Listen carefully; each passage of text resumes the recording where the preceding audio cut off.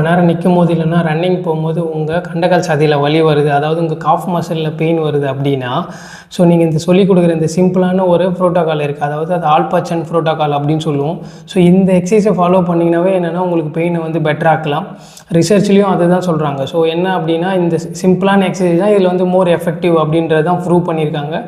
So protocol எதுக்காக இந்த protocol அப்படின்னா, ஸோ இப்போ இருக்கிற நிறைய பேர் சொல்கிறது காமனான ஒரு விஷயம் என்னென்னா, எங்களுக்கு எக்ஸசைஸ் பண்ண டைம் இல்லை அப்படின்னு சொல்கிறாங்க.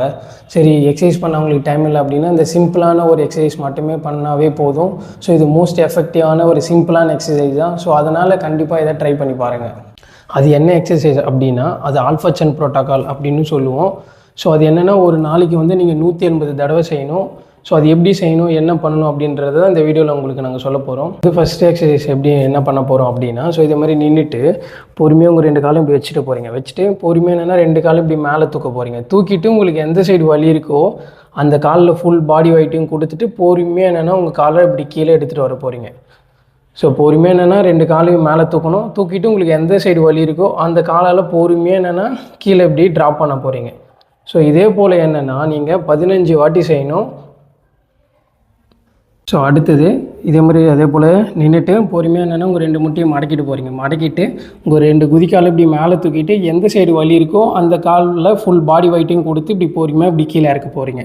ஸோ பொறுமையாக 2 காலில் இப்படி மேலே தூக்கிட்டு எந்த சைடு உங்களுக்கு வலி இருக்கோ அந்த காலில் ஃபுல் பாடி வெயிட்டும் இதே மாதிரி கொடுத்துட்டு இப்படி கீழே இறக்க போகிறீங்க. இதே மாதிரி என்னென்னா 15 வாட்டி செய்ய போகிறீங்க. இப்போ எப்படி ஒரு நாளைக்கு 180 வாட்டி செய்ய போகிறோம் அப்படின்றதான் பார்க்க போகிறோம். ஃபஸ்ட்டு என்னென்னா நம்ம காலை ஸ்ட்ரெயிட்டாக மேலே தூக்கி கீழே இறக்கணுங்களா, அதை வந்து 15 3 செட்டு பண்ண போகிறீங்க. அதேமாதிரி பெண்ட் பண்ணி ஸோ அதுவும் 15 3 செட்டாக பண்ண போகிறீங்க. அப்படி பண்ணும்போது என்னென்னா டோட்டலாக நீங்கள் 90 வாட்டி செஞ்சுருப்பீங்க. அதேமாதிரி காலையில் ஒரு 90 ஈவினிங் ஒரு 90 பண்ணும்போது ஒரு நாளைக்கு வந்து 180 பண்ணியிருப்பீங்க.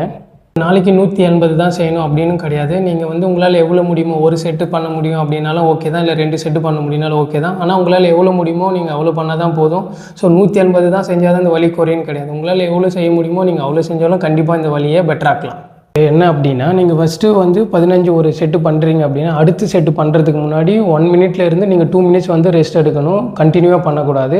அதே மாதிரி முக்கியமான விஷயம் என்ன அப்படின்னா, நீங்கள் வந்து காலை தூக்கி கீழே இருக்கும்போது உங்கள் காஃப் மசில் அதாவது கண்டக்கால் சைடில் வலி வருது அப்படின்னா கண்டிப்பாக நீங்கள் வந்து இந்த எக்ஸசைஸை செய்யக்கூடாது. போகும்போது இல்லைனா ரொம்ப நேரம் நிற்கும் போது கண்டக்கால் சைடில் வலி வருது சொல்கிற உங்கள் ஃப்ரெண்ட்ஸுக்கு கண்டிப்பாக இந்த வீடியோவை ஷேர் பண்ணுங்கள்.